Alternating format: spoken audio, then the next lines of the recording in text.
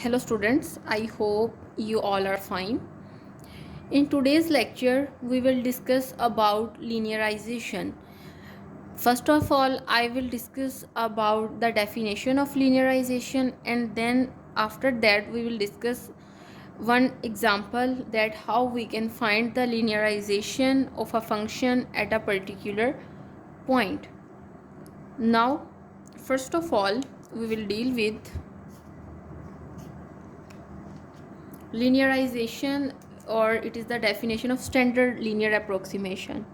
Means linearization, or we say that it is a standard linear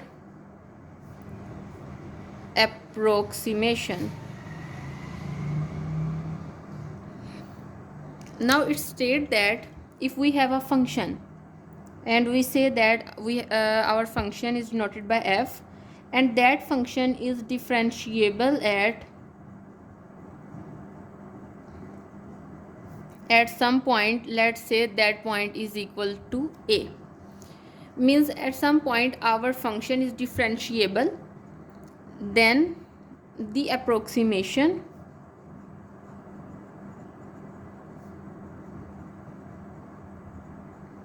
function, basically it is our linearization is an approximation function, and it is noted by L of x is equal to f of a.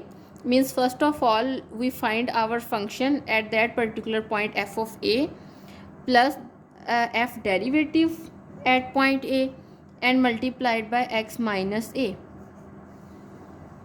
This is the formula for finding the standard linear approximation or linearization, and it is called linearization of function f at point a. The approximation means our function f of x is nearly equals to approximately equal to L of x of f by L is the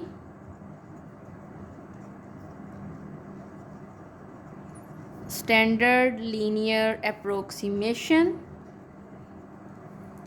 of function f at a, and the point a is the center of approximation.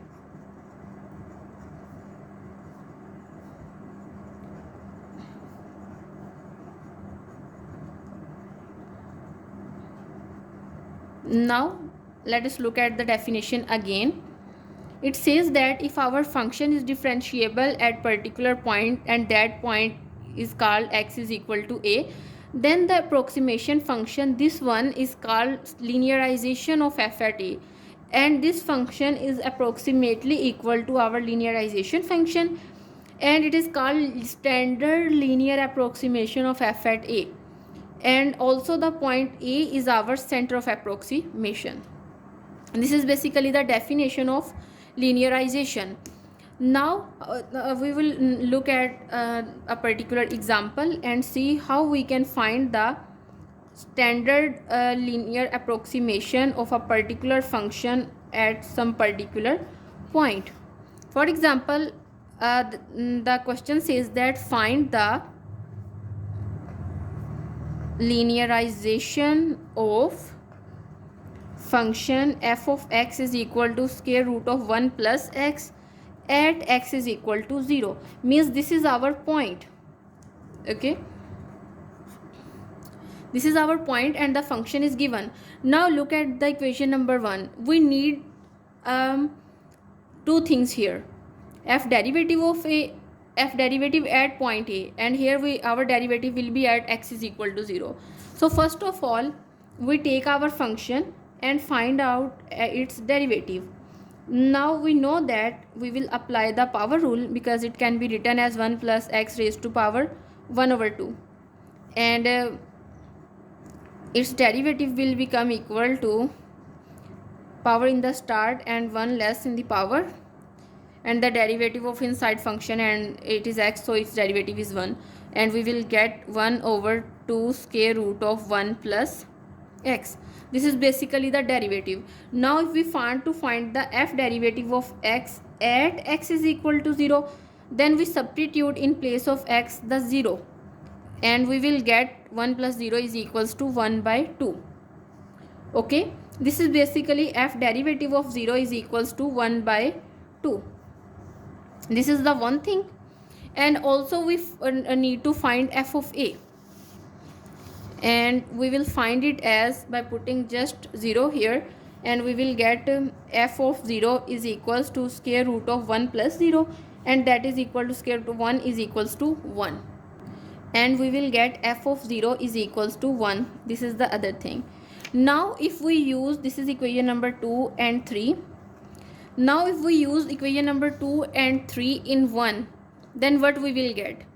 Means we wanna find our linear approximation at 0, and sorry, L of x, because at we are trying to find at point a is equal to 0. Okay, and if we substitute equation using equation number 2 and 3 in 1, we will get,